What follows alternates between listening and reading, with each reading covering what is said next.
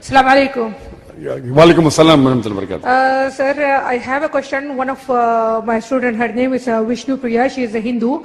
And when I was coming over here, she sent a message to me and asked a question that is Allah male or female? Why does Quran use he if there is no gender implied?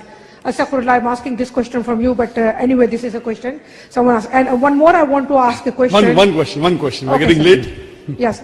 So one question, the question posed is, that is Allah male or female?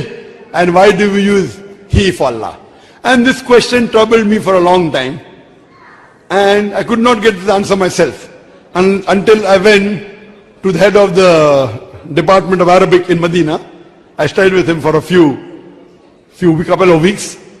And after learning Arabic little bit, I'm not sure not much, then I came up with the answer and I checked up the answer with him and he was very happy.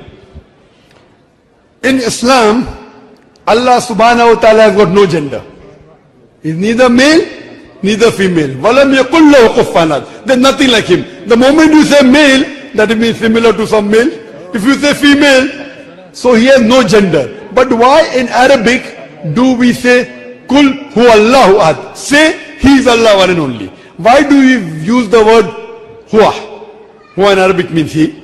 The reason is that in English we have three gender, male, female and neuter. In Arabic we have only two genders, male and female. And there are certain criteria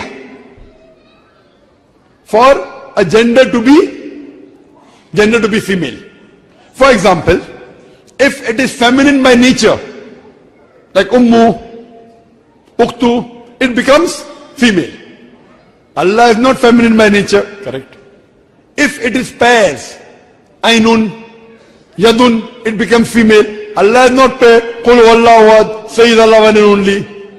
Then there's another rule that if it has an alif in the ending, it becomes feminine. Allah doesn't have that. So by default, Allah could either use huwa or hiya. By default, it becomes huwa. So Allah by nature has got no gender. He's neither female, he's neither male. In English language, God is for female and goddess. God is for male and goddess is for female. In Arabic, because there is no neutral gender, instead of using huwa or hiya, Almighty God uses huwa. But Almighty God has got no gender. By default, it becomes huwa.